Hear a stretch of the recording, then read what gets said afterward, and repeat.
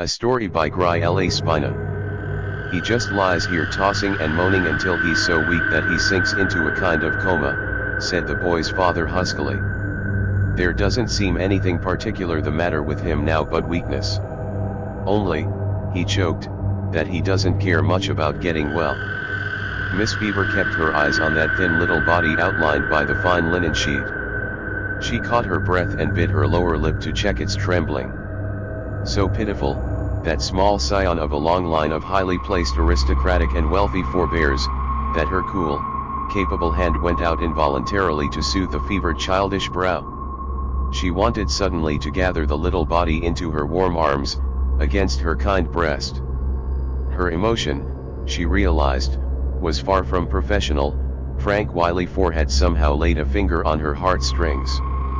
If you can rouse him from this lethargy and help him find some interest in living, Frank Wiley III said thickly, you won't find me unappreciative, Miss Beaver. The nurse contemplated that small, apathetic patient in silence. Dr. Paris had warned her that unless the boy's interest could somehow be stimulated, the little fellow would die from sheer lack of incentive to live. Her emotion moistened her eyes and constricted her throat muscles. She had to clear her throat before she could speak. I can only promise to do my very best for this dear little boy, she said hurriedly. No human being can do more than his best. Dr. Paris tells me you have been uniformly successful with the cases he's put you on. I hope, the young father entreated, that you'll follow your usual precedent. The doctor is too kind, murmured Miss Beaver with slightly lifted brows. I fear he gives me more credit than I deserve. There, I hope you're wrong. He calls you an intuitive psychic. It is upon your intuitions that I'm banking now. My affection hampers me from fathoming Frank's innermost thoughts. If I were really sure what he needed most, I'd get it for him if it were a spotted giraffe, declared his father passionately. But I'm unable to go deeply enough into his real thoughts. If his own father cannot think of something he would care for enough to make him want to live, how can an outsider find out what he might be wanting, argued the nurse, a touch of resentment in her voice. Would not his own mother know what would make him want to take hold on life? There was an awkward pause. His mother, began Frank Wiley III and was interrupted by a light tap on the door panel, at which he went silent, turning away as if relieved to escape any explanation. The door swung open, permitting the entrance of a young and very pretty woman, one who knew exactly what a charming picture she made in jade negligee over peach pajamas. About her exceedingly well-shaped head ash-blonde hair lay in close artificial waves. She was such a distinctively blonde type that Miss Beaver could not control her slightly startled downward glance at the dark child tossing on the bed. Her upward look of bewilderment was met by Frank Wiley's faint smile. He takes after the founder of our family, said he in a low, almost confidential voice. His great-grandfather was said to have had Indian blood in his veins, as well as a touch of old Spain. The boy doesn't look like his mother or me. He's a real throwback. The pretty woman had come across the room, pettishly lifting her silk-clad shoulders. Through the straps of embroidered sandals red-tipped toes wriggled. At the tumbled bed and its small restless occupant she threw what appeared to Miss Beaver a distasteful glance, ignoring the nurse entirely, although she had not met her previously and must have known that the strange young woman was the new night nurse. Do come to bed, Frank, she urged crossly, placing a proprietary hand on her husband's coat sleeve. It won't do you any good to moon around in here and it might disturb Francis. Miss Beaver stood by her patient's bed, her clear gray eyes full upon young Mrs. Wiley. The nurse experienced a kind of disgust, together with one of those uncomfortable intuitions upon the reliability of which Dr. Paris was always depending. She knew, all at once, that Mrs. Wiley was that strange type of modern woman which makes a cult of personal beauty, taking wifehood lightly and submitting to maternity as infrequently as possible. I suppose you're right, Florrie, the father conceded, with a last solicitous look at the exhausted child. Miss Beaver. The nurse nodded, her lips a tight red line. It would be better for the patient if the room were quiet and darkened, she said with decision. When the door had closed behind the pair, Miss Beaver busied herself making the child more comfortable for the night. She smoothed out the cool linen sheets, drawing them taut under the wasted little body. She bathed the hot face with water and alcohol. To all her ministrations the child submitted in a kind of lethargy, speaking no word, making no sign that he had noticed a different attendant. When she had quite finished, he breathed a long sigh of relaxation, his quivering, weak little body went suddenly limp, and Miss Beaver had a good scare as she bent over him, trying to bring back that weary and reluctant spirit to its exhausted mortal domicile. It was by then nearly 7:30. The child lay supine, heavy-lidded eyes half opened upon this tormentress who had somehow succeeded in calling him back into the dimly lighted room from the shadows of Lethe's alluring banks. Miss Beaver, kneeling beside young Frank's bed, talked tenderly to him in a soft monotone. She made all manner of gratuitous promises, if only Frank would try like a good boy to get well. She told him firmly that he could, if he wanted to. She made her suggestions with gently persuasive voice, coloring all she said with the warmth of a heart peculiarly open to the unknown needs of the listless child. To those unknown needs she opened wide her spirit, crying within for enlightenment and help. While she was thus occupied, she became aware of that sensation of being watched that is so startling when one considers oneself alone. Without rising, she turned her face quickly from the pillow of young Frank and looked across the bed. A member of the household about whom Dr. Paris had neglected to tell her was standing there, one finger on his lips which, though firm, wore a reassuring smile that immediately conveyed his warm friendliness. He was a well-preserved elderly gentleman of aristocratic mien, clad in a bright blue garment of odd cut, his neck wound about with spotlessly white linen in lieu of a starched collar. His high nose, raised cheekbones, flashing black eyes and olive skin contrasted in lively fashion with a heavy mane of white hair. His eyes as well as his lips conveyed a kindliness which Miss Beaver's answering smile reciprocated. Tapping his lips again with admonitory forefinger, the old gentleman now produced, with a broad smile, something from beneath his right arm. Leaning down, he set this carefully beside the listless child. As he put it down, it gave a whining little cry. Young Frank's eyes widened incredulously. Miss Beaver kept him under intent regard as he turned his dark head on the pillow to see what it was that was sitting on the bed. "Oh!" he cried in a kind of rapture and put one thin white hand outside the covers to touch the small creature that now stood wagging a brief tail in friendly fashion. "Is it mine?" The child looked up at the old gentleman who once more, with serious mien and a significant movement of his head toward the door, gestured for silence. The boy's eyes blinked once or twice, then with a weak but ecstatic smile he laid a pale hand upon the furry coat of the little dog that began to bounce about, licking the hand that caressed it. Miss Beaver told herself that the old gentleman had found a way to lay hold on young Frank's reluctant spirit. She watched color creep into the boy's face as he cuddled the little dog blissfully, and she drew a deep breath of heartfelt relief when the heavy eyelids drooped and the boy slipped off into a natural sleep, nothing like the heavy coma from which she had struggled so hard to bring him back earlier that night.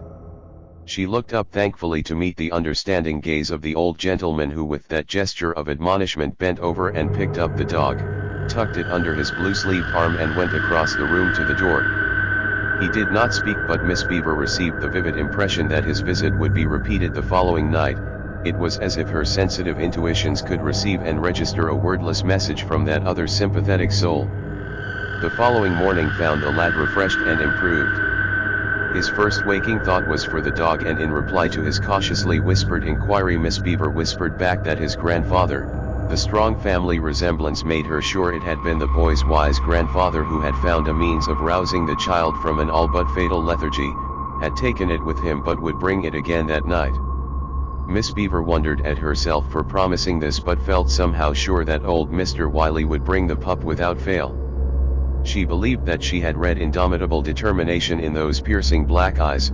She knew inwardly that he would not rest until he had found that thing which would give young Frank renewed interest in living.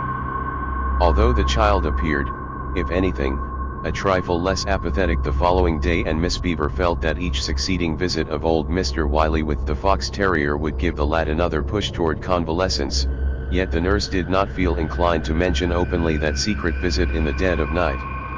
The old gentleman's finger tapping his gravely smiling lips was one thing that restrained her, the other was the irritation betrayed, ingenuously enough, by the boy's mother during her early morning visit to the sick room. Young Mrs. Wiley looked especially pretty in a pleated jade sports skirt, a white pullover sweater, a jade beret on her fair hair. Under one arm she carried a small white Pomeranian about whose neck flared a matching white jade satin bow. "Well, how is Francis this morning?" she inquired briskly with the determined manner of one dutifully performing an unpleasant task. "He looks better, doesn't he, Miss Beaver?" To whom this inquiry was addressed, nodded shortly. The boy did not look at his pretty young mother after his first indifferent glance as she entered the room.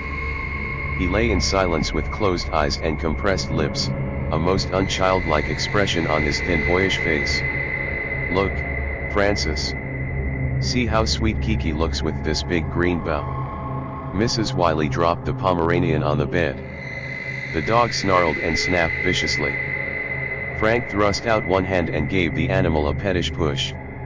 Bestowing a hard, cold glare on her son, Mrs. Wiley snatched up the growling dog in high indignation.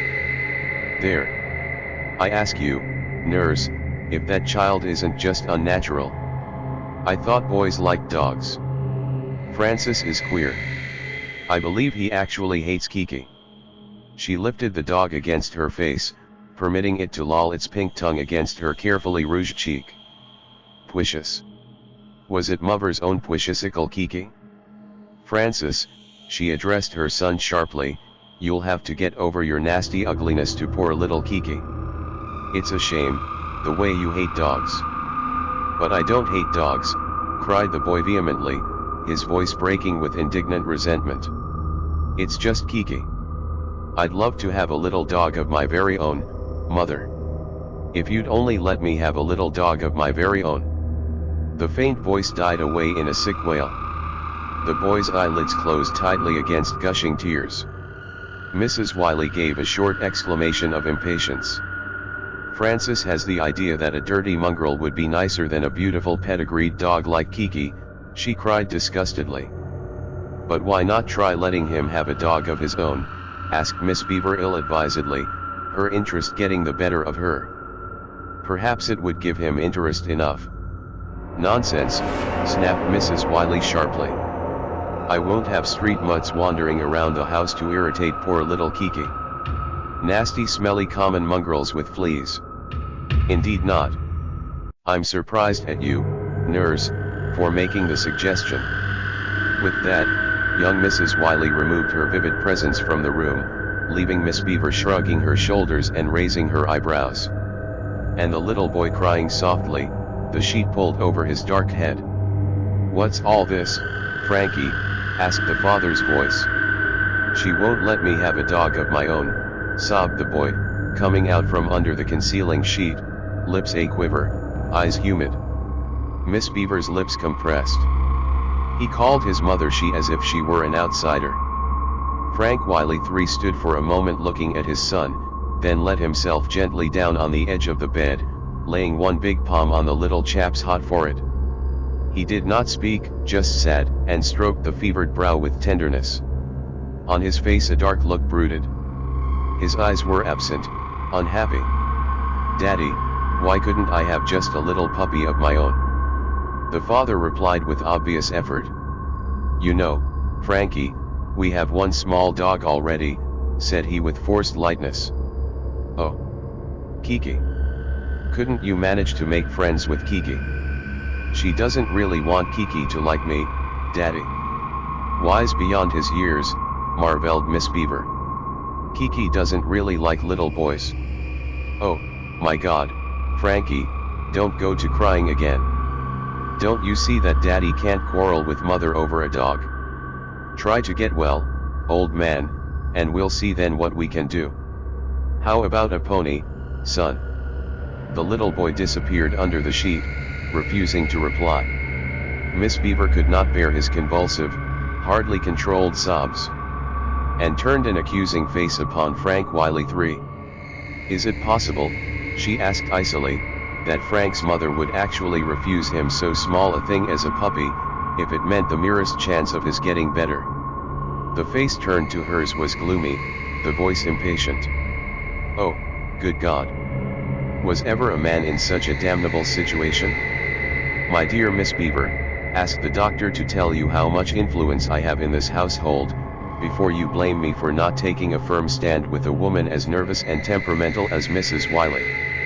I'd give my life willingly to bring my boy back to health, but unhappily I'm not like the founders of our family.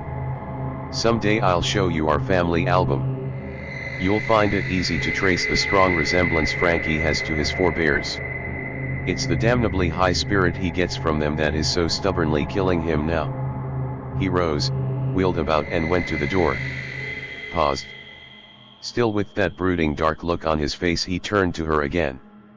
If my death would make it any easier for Frank, I wouldn't hesitate a moment. I'm a failure. It wouldn't matter. But I feel that by living and watching over him I'm standing between my boy's development as an individual, and the subtlest, softest peril that could possibly threaten him. I would rather he died, if he cannot bring about what he wills for his own development. As for me, I am a dead man walking futilely among the living. With that, he swung out of the room. Miss Beaver knelt by the boy's bed, murmuring persuasively to him as she strove to make him check his hysterical sobs. Frankie, you really must stop crying. You're too big a chap to cry and it only makes you worse. If you're a good boy today and eat your food, I'll let your grandfather bring the little dog tonight, she promised rashly. The sheet turned down and Frank's reddened face peered at her plaintively. That was my great-grandfather, he assured her gravely. Well, great or great-great, it's all the same, she conceded good-humoredly. Do you really think he'll bring Spot tonight? Of course he will. But you must eat your meals, take a long nap, and stop crying. Oh, I promise, the boy cried eagerly. The day, Miss Beaver was told later, was uneventful. She had remained with the day nurse until Dr. Paris had made his visit.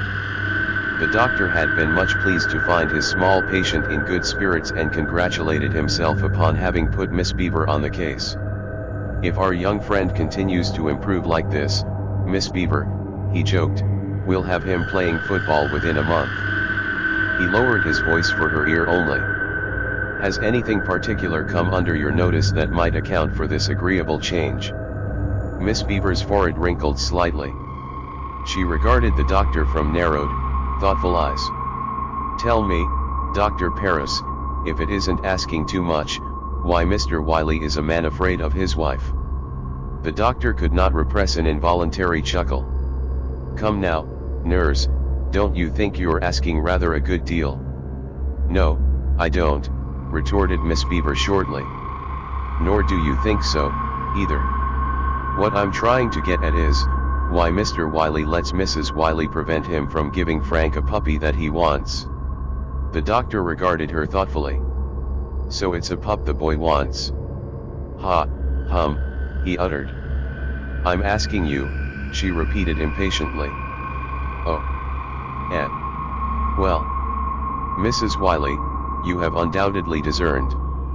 Is one of those self-centered egotists who simply cannot permit people to live any way but her way. She won't have another dog in the house because it might interfere with the comfort of that silly damn excuse-me palm of hers. If Frank were a bit older and could feign a penchant for the palm and his mother got the idea that the animal's affection might be alienated from her, she would at once get the child another dog, just to keep him away from Kiki. All of which sounds subtle but isn't very helpful, decided Miss Beaver with unflattering directness.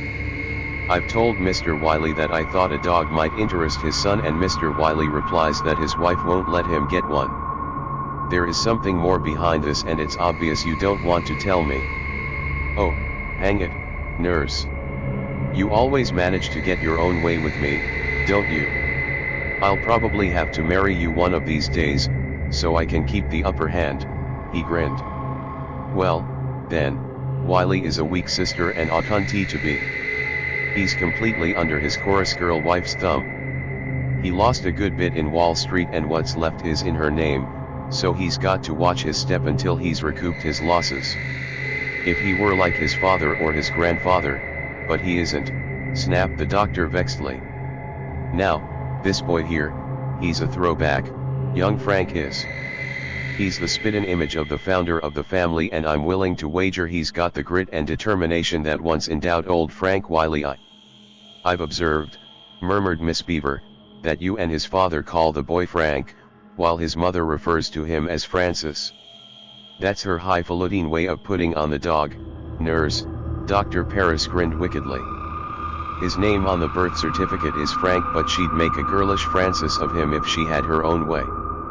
For some reason she isn't getting it. Her husband sticks to the old family name of Frank and the boy won't answer to Francis. She has a healthy respect for the first old Frank Wiley. If you were to see the family album, nurse, you'd be quick to catch the look in the old boy's eyes. Nobody ever put anything over on that lad, believe me. I've no doubt of that, thought Miss Beaver to herself, the indomitable countenance of her midnight visitor clear before her mind's eye. It was astonishing, that strong family resemblance. Aloud she snapped, family album, indeed. What I'm after is to get permission for this child to have a pet. I'm positive it would make all the difference in the world to him. You won't get permission, nurse. Mrs. Frank won't have any other pets around to bother precious Kiki, he said grimly. Not if it's a matter of life or death, she persisted. She would laugh at your putting it just that way, growled the doctor, an absent expression stealing over his kindly face. Well, we'll see what we'll see, observed Miss Beaver cryptically, her mouth an ominous tight red line. The doctor suddenly spoke close to her ear, an odd note in his voice. I'm going to prescribe something very unusual, nurse. Tomorrow night a covered basket will be delivered here for you. Take it into the boy's room and open it if he wakens during the night. Understand? I can't say I do, Dr. Paris.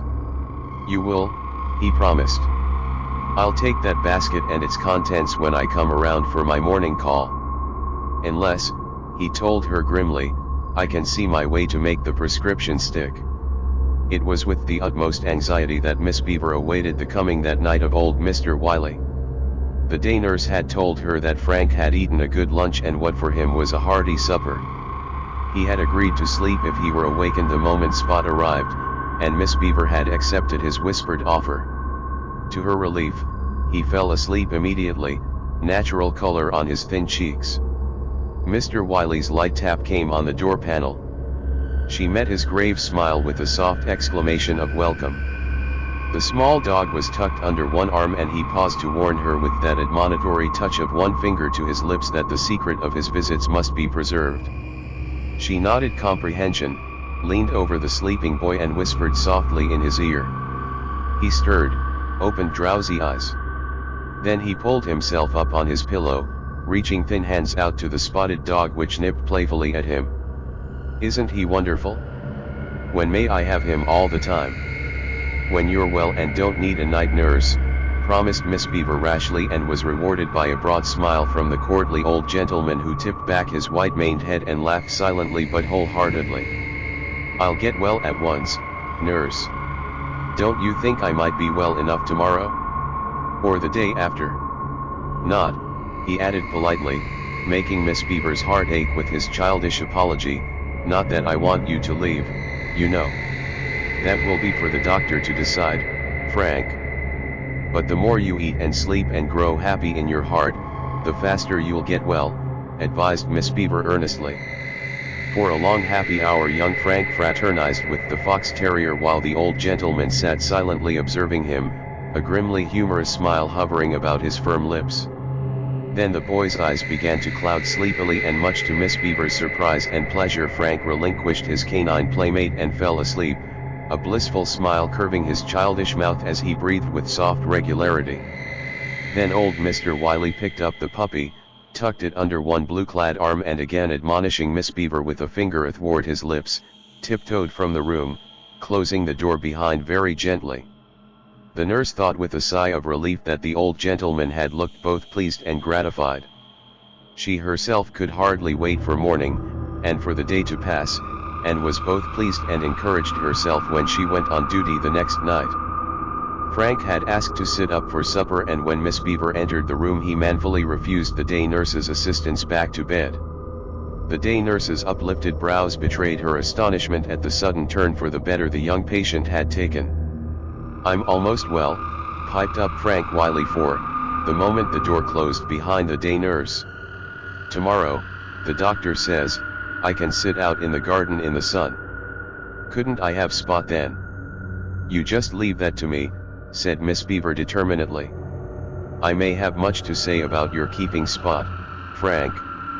In her heart she was in reality panic-stricken, for she knew that pretty Mrs. Wiley would indifferently laugh off the idea that ownership of a dog could mean returned health to her little son. Upon Frank Wiley III Miss Beaver felt no reliance could be placed. He was an uxorious weakling. Her unfounded hope rested on old Mr. Wiley alone, old Mr. Wiley whose firm mouth and implacable dark eyes made her feel that he, and he alone, held the key to the situation. That he had realized young Frank's need and had filled it, albeit in secret, gave her to believe that he would also furnish such good reason for yielding to young Frank's boyish yearning as would make Mrs. Frank retire in disorder from any contest of clashing wills. But when the old gentleman stepped into the room that night he did not carry the little dog under his arm. What he had was something bulkier. He stopped beside the basket which had been sent to Miss Beaver and which she had not yet opened. He leaned down and released the lid. A little fox terrier jumped out and stood, one small paw upheld, its head cocked to one side. Miss Beaver drew in a quick gasping breath of admiring amazement at what she realized was the doctor's unusual prescription. If only old Mr. Wiley would stand by, to uphold it, she felt that the boy would recover. She drew his attention with a gesture. "See how nicely our patient's coming along, Mr. Wiley," she whispered. "Oh, please, won't you make them let him keep the little dog Dr. Paris sent him?" "You can. I know you can." Old Mr. Wiley leaned over the bed, apparently taking pleased note of the faint color on the boy's cheeks. He smiled with obvious satisfaction. He lifted his head, met Miss Beaver's pleading eyes, and nodded emphatically. Then he slackened his hold on whatever he had tucked under one arm and deposited it at the foot of the bed, meeting Miss Beaver's questioning eyes with a significant narrowing of his own. She looked at the thing, then up at him, puzzled. What he had brought in was one of those huge, plush-covered atrocities with tall ivory letters on the front that proclaimed it to be a family album. She surmised that this must be the album which the doctor had said she should look over to note how closely the small boy in the bed resembled his ancestors. With a light gesture old Mr. Wiley relegated the album to the background, his glance seeking the fox terrier that still hesitated in the middle of the room. Miss Beaver understood. She gently wakened the small patient, who sat up rubbing sleepy eyes expectantly. The dog, sensing a playmate, bounded upon the bed and began lapping at Frank's eager fingers with small whimperings. "He loves me. Don't you, Spot? Look, nurse. He has black spots over his eyes, bigger than I remembered them. And he seems littler tonight, doesn't he? But he knows me. Gee, I wish I could keep him all the time." Old Mr. Wiley sat silently in a comfortable chair at the shadowy back of the room as he had done on his previous visits, but his severe old features softened as he watched the happy child and the antics of the little dog. When at last Frank's eyes grew humid and heavy with sleep, and he began to slip down on his pillow, he clung to his canine playmate, refusing to relinquish the puppy which had cuddled cozily against him. Old Mr. Wiley's heavy brows lifted into a straight line over his high nose. A grimly ironical smile drew up the corners of his mouth. He made a gesture of resignation. His humorously twinkling eyes met the consternation in Miss Beaver's, but he appeared pleased and unmoved at the prospect of the dog's remaining with the boy. He rose from his comfortable chair, drew a deep breath, again touched the admonitory finger to his lips and withdrew, still smiling. The door closed quietly behind his stately blue-clad figure. Miss Beaver told herself agitatedly that he had no business to throw the onus of the whole situation onto her shoulders, but even while she resented this high-handed behavior, she was inwardly aware with one of her strong intuitions that old Mr. Wiley knew indubitably what he was about, and that at the psychological moment he would justify her in permitting the dog to remain with young Frank. She was in no hurry the following morning to turn over her patient to the day nurse, and lingered on in the hope that Dr. Paris would appear early enough to get the dog away, as he had half hinted.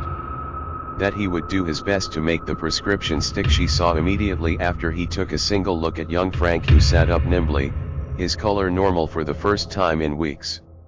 The suppressed excitement in the atmosphere Dr. Paris could hardly be expected to understand until the boy drew back the covers to show the inquisitive black nose and beady eyes hidden beneath. "Gee, Dr. Paris, isn't he just the cutest dog you ever saw?" chuckled young Frank. "Oh, gosh, here she comes." The cover was whipped over the dog, whose whimpers subsided with uncommonly good sense.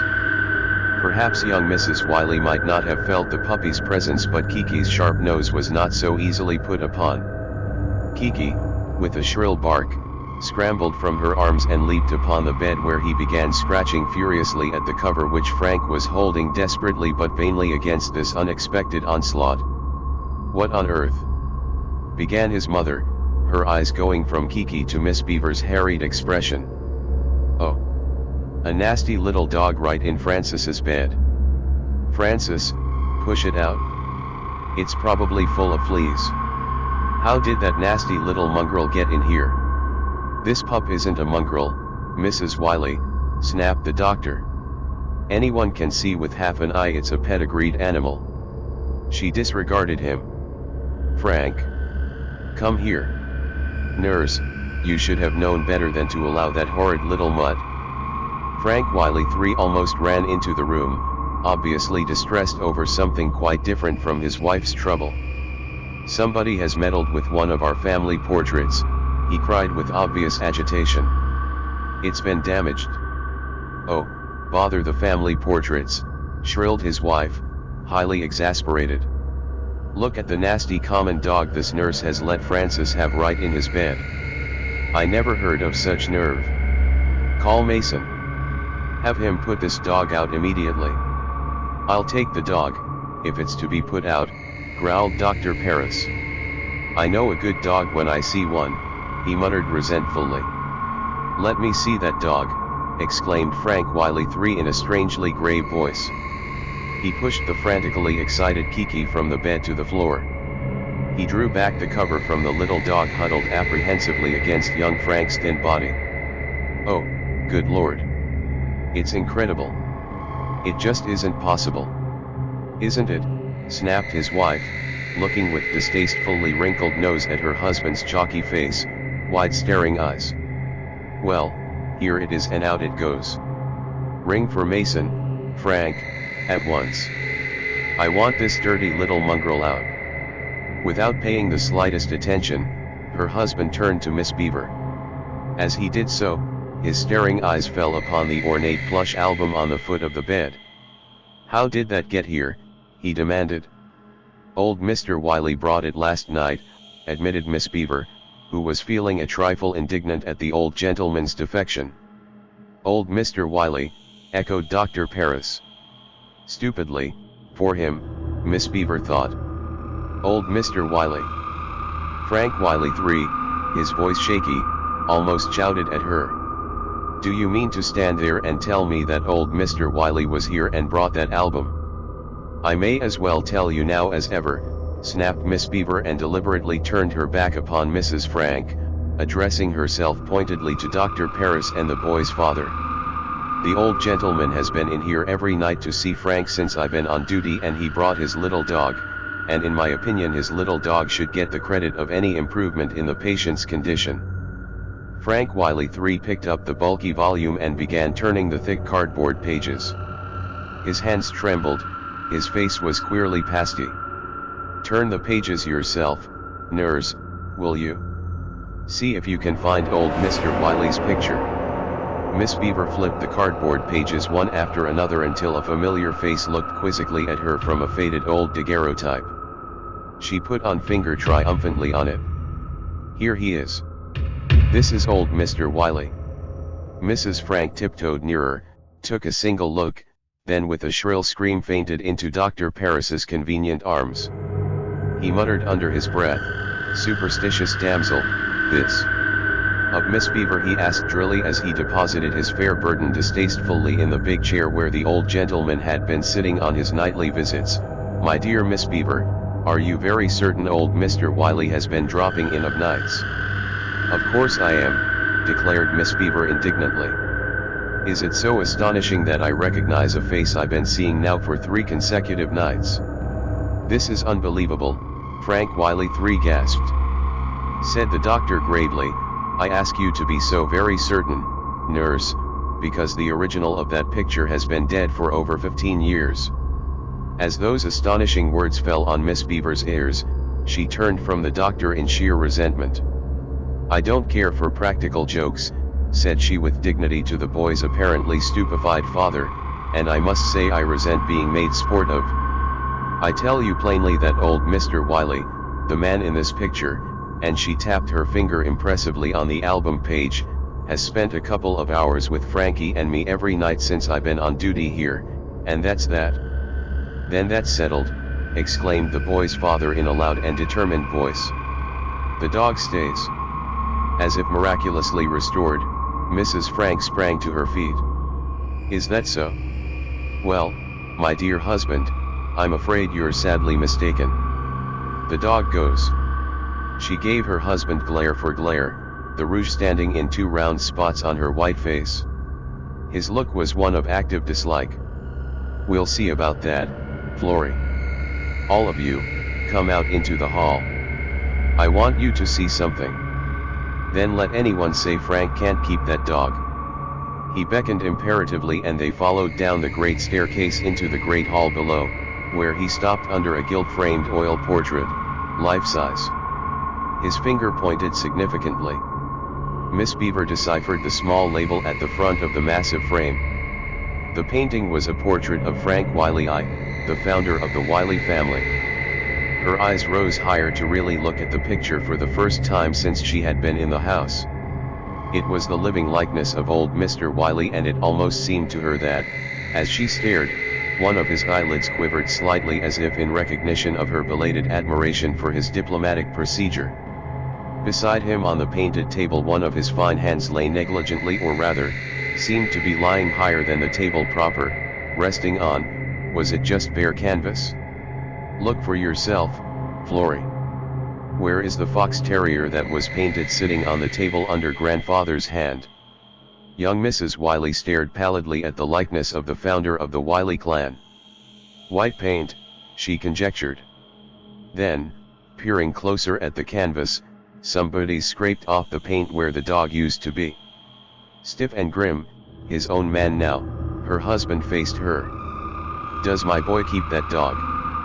Behind them sounded a low exclamation. At the head of the staircase stood young Frank, the puppy tucked securely under one arm. "Nobody's going to take away my little dog that great-grandfather Wiley brought me," cried the lad stoutly, black eyes flashing, thin face determined and unyielding. "Don't let that dog come near me," screamed Mrs. Frank and went into a genuine attack of hysteria. "He isn't real." Dr. Parris exchanged a look with Miss Beaver, whose face was pale but contented. "I always knew you were psychic," he whispered, brows drawn into a puzzled scowl. "That's how the old gentleman, God rest his willful soul, could get through. I wondered that he never spoke a single word. Now that it's over, I think I'm going to faint," decided Miss Beaver shakily. "Nonsense," snapped the doctor with scant courtesy. "But she is well scared, thank God. I hardly think she will interfere much in future with young Frank. And by the looks of him, the boy's father has had his backbone stiffened considerably." "That painted dog," whispered Miss Beaver's tremulous lips. "Eh? Yes. Ah, yes, the dog," murmured the doctor, too casually. You dared," uttered Miss Beaver incoherently under her breath. Not altogether, he protested against her ear. He pointed upward. Miss Beaver's eyes followed that gesture and met the admonitory, inscrutable, but very gratified pictured eyes of old Mr. Wiley.